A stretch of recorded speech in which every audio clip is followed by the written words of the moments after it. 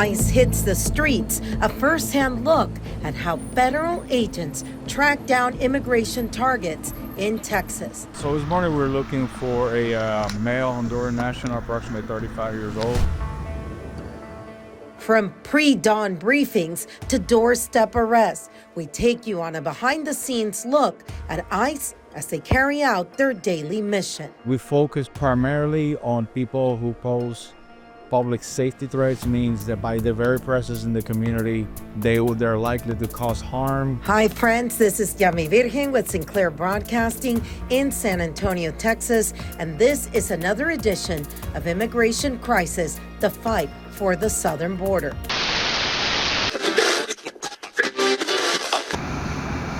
This week, we're taking you inside an operation few people get to see, a ride along with the men and women of ICE here in San Antonio. We started early at 6 a.m. sharp. The sun had not even come up when the head of enforcement and removal operations for ICE gathered his team for their morning to begin. We're public servants. We are employees of the U.S. government, which that means that this is what the American people voted for. Their goal to locate and arrest several immigration fugitives, people with prior deportation orders or criminal records. As the agents did their work, the head of ICE here in San Antonio rode with us. They moved across the city, checking addresses and verifying leads. And while we were out, of course, we did have a woman that pulled up to our vehicle as the head of ICE here locally was standing out on the street. She had a few choice words for him, and he bid her well. It's a side of immigration enforcement that's rarely seen, one that shows the split-second decisions officers are facing every day. And while the work is controversial, it's also tightly regulated with policies meant to ensure that officers act with both integrity and compassion. And when they don't, like a recent video that went viral in New York, the agents are put on administrative leave and are under investigation. The first question for you would be, we saw the exchange right now with a citizen, and didn't ask what was going on. They just immediately started dropping F-bombs on you. Your reaction when you get people that do that? Well, ICE is committed to enforcing the law and protecting citizens' rights, and the person has a right to free speech. So she was free, and she made it very well known to us that she did not agree with what we were doing. And like you said, she had no clue of what it is we were doing. So we respect that, and it's just one of those hazards of the profession. They can express their views. Does not mean we have to agree, but at the same time, we have to respect that. So I just waved her so she can continue driving and wished her have a good day. How difficult is your job right now with the climate? What would you want people to know? Because you guys are still human beings like the rest of us. What would you want people to know about all the people that work for you? Well, what I would like the public at large to know is that we're public servants. We are employees of the U.S. government, which that means that this is what the American people voted for. To have us out in the street enforcing the law, which are laws passed by Congress. So we are doing the duties or discharging the duties of our office. We're not doing anything that is not within the scope of our authorities as officers. And attacking, whether it's verbally and definitely not wanting it to be physical, one of us is not only a crime, but it's counterproductive, because you are attacking, they are attacking themselves. We are out here serving them, serving our constituency, serving taxpayers. So technically they're asking us to serve, they're paying our salaries with their taxes, and then they're attacking us for doing the job they originally charged us with doing. So I just wish people would understand that there is no need for confrontation. ICE officers every day are on the streets enforcing the law, doing the job to the best of their ability, within a lot of times incredible adverse circumstances, for them having to deal with multiple things at the same time. And at the end of each day, as I regularly tell my employees here in San Antonio, they do it without scandals without injury to either alien or officer, and to me that is just great. That's the way it should be, ideally, and they do it every day. So if I would say, what I would say to the people at large, the public that may watch this, is just be mindful that these people work for you. They serve the United States. They serve you. You pay their salaries. They're doing the job that the law enacted by politicians that you elected. They are enforcing those laws. Very true. Wow. Okay. Which is, I mean, in the reality, that is, you're right. Mm-hmm. You guys don't write the laws. You follow what you're told to do. Let me ask you something. For a lot of people, you guys are doing this job. Your families didn't choose for you to do this job. You choose to do this job. I think a lot of people don't understand why they cover their faces. I think, and you correct me and you can say it in your own words, I think a lot of it has to do with the fact also that you have families that have nothing to do with this. Is that? That is an accurate statement. The covering of the faces is not done to throw people off or hide or with any nefarious intent. It's simply we would be less than prudent not to acknowledge that there are nefarious players out there who are interested in harming us or any law enforcement officer for that matter, because they don't agree with what the work or the job that we're doing. That in our system of government, or our way of government, there is a way to express our disagreement. It's called elections and it's called the courts. But attacking the king's agents, as the expression goes, is never acceptable. It's an attack on the king himself, as is an old adage from back in, obviously, the monarchy days. But our families, my wife and I, we knew, we agreed before I took this job many moons ago. So there is an awareness, obviously hoping every day that nothing catastrophic happens, but it's just we will be less than prudent, as I said, if we don't cover our faces, because we know there are people out there who are actively looking to get us on video, get us on picture, and then research information and then seek individuals onto our family members who in turn either protest in front of our homes, vandalize our property, our cars, attack our family members when they're at restaurants or out and about. And while I chose this job, this is my chosen profession, I understand the risks that come with it. My daughters and my children did not. They are the result of the relationship with me and my wife, and I don't believe they should pay the price as any as any child of anybody. If they did not engage in whatever the behavior is that carries consequences, they should not be held accountable for those. So that's the reason we covered our faces, because there are people out there who are intent on hurting us and coming after us. So we have to protect ourselves. It's a matter of safety, not of hiding anything. For you, we just saw one of the stops where the guy had a bullet, a case, on the keychain? Yes. Did he tell you guys that he had a weapon in the vehicle? He did not.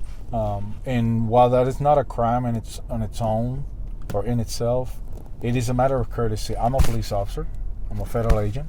And when I get pulled over for whatever reason, whether it's a checkpoint for DWI or whether if I'm speeding, whatever the reason is, faulty equipment, one of the first things I'll make it a point to do is let the officer know I am armed and the location of my weapon as it relates to my person. Why do that? So the officer knows I'm on the open up. There's nothing going on here, nothing strange, nothing weird, nothing that presents a danger to you.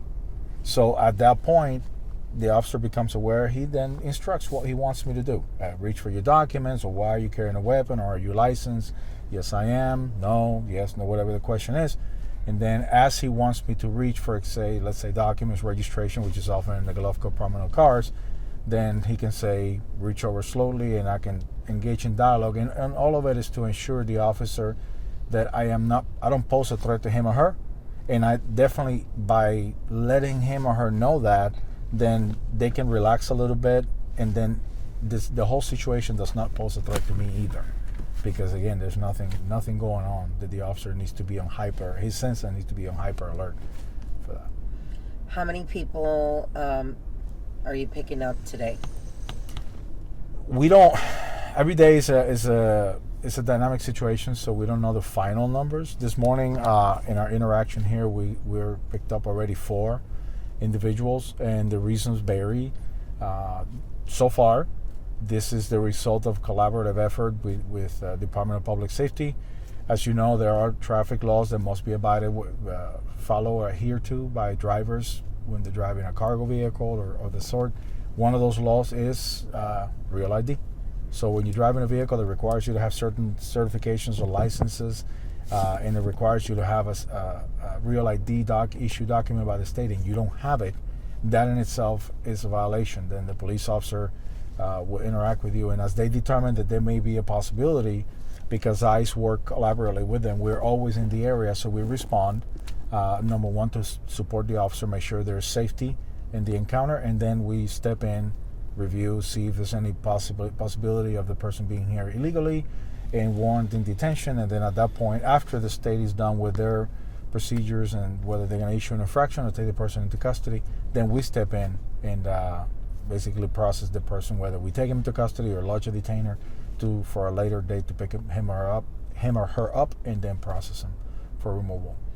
With most of the people, then that's the process. Once you guys lay hands on them, it depends on where they're going to end up, right? Yes. Okay. Every case is unique, presents a unique set of circumstances. There is a lot of times we collectively, people like to think that there's a default way of doing things. There's no such thing.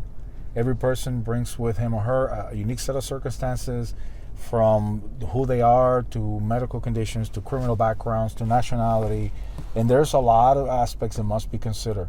And when we determine whether we're going to take custody of a person and how we're going to process them, then we have to interview, we have to determine who they are, we have to see the criminality, we need to see what country they're from, we need to see the health condition, where they're at, what medications they're taking. And this is just a sample of a few of the things that we have to consider. Diplomatic relations between the countries to determine if this person warrants detention or if we can allow the individual to pursue their case in a non-detained setting. It's all different. Every case is different. I mean, from age to nationality to gender to medical conditions, to height, weight, injuries that they may or may not have, medications they may be taking at the moment. Every case, every single case presents its own set of circumstances, and every one of them has to be acknowledged and adjudicated on a case-by-case basis. How does it feel, the difference between now and before? Because before you guys didn't have a ton of help. Now you have a lot more help. So how much easier is it for you to do your job now? Well, currently, the Immigration and Nationality Act that gives us our authority to act, it hasn't changed since 1997 when it was enacted. The difference is, depending on the administration at the time, we may be our ability and resources may be curtailed a little bit, or may be released to, I wouldn't say the max, it's just the normal.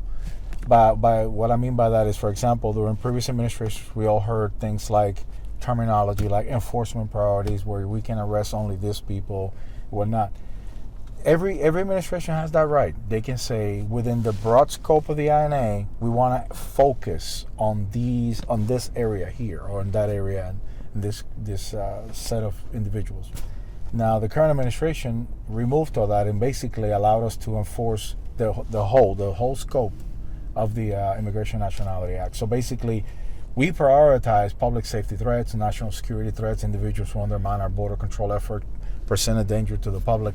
However, in the course of prioritizing those individuals, we also have the right and the authority to arrest anybody who is in the United States in violation of law, meaning enter without inspection, overstay their entry, violate their status as a student, etc., etc. Which I find interesting, because a lot of people did not know during the Obama administration, a lot of people were picked up also. So let's not even get into the politics of it. At the end of the day, for you, what is your number one concern? And we're doing this today. There was a shooting up in Dallas at the facility. For you, what keeps you up at night? What makes a day successful? How important is it, of course, for everyone to go home safe at the end? That is the paramount. It's paramount for me. Everybody going home safe at the end of the day. I want to go home tonight, and I want to be a husband. I want to be a father, and I want every one of my employees to go home at night or at the end of their shift and be a husband, a mother, a father, a mother, a brother, a sister to their siblings. So I want everybody to go home safe at night. I also want those in our custody to be safe at the end of the day during each encounter. Every one of those individuals is in our custody, therefore we're responsible for their welfare. And I want to make sure that all of that gets done while at the same time ensuring that we serve the public by keeping them safe, by removing public safety threats and any individual that who, by their very presence in the community, poses a danger to them or their other loved ones, children, and anybody. Who's the most dangerous that you've picked up without a name? Who are the worst of the worst that you've picked up that have been in this country?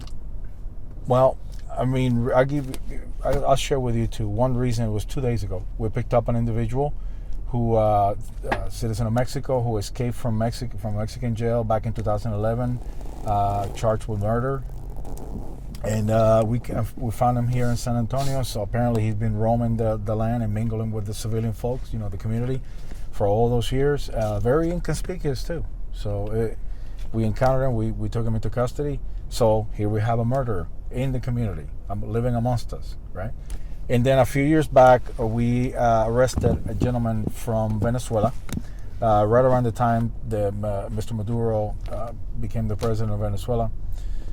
This individual was the head of a crime family in Venezuela, far worse than Tren de Aragua.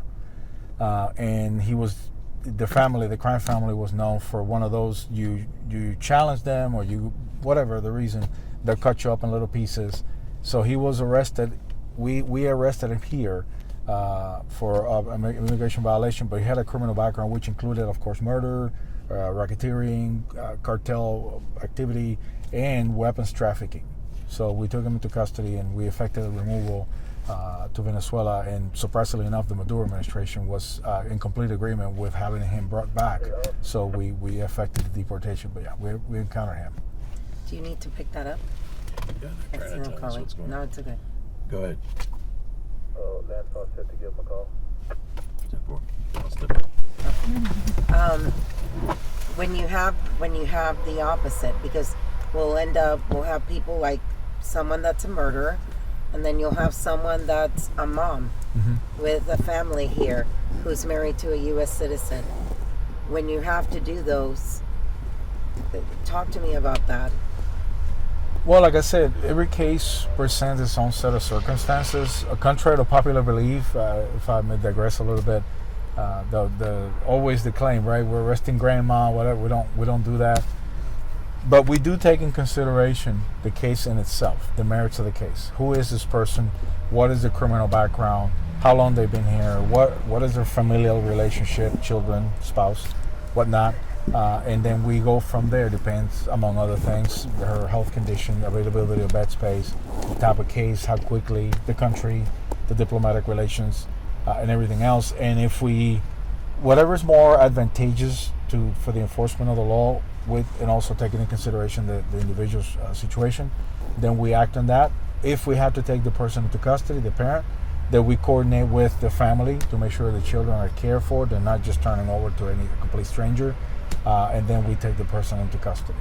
So sometimes it's a difficult decision because we all have families, but they are here in violation of law, and there are consequences for all our actions. So that's all I can say about that.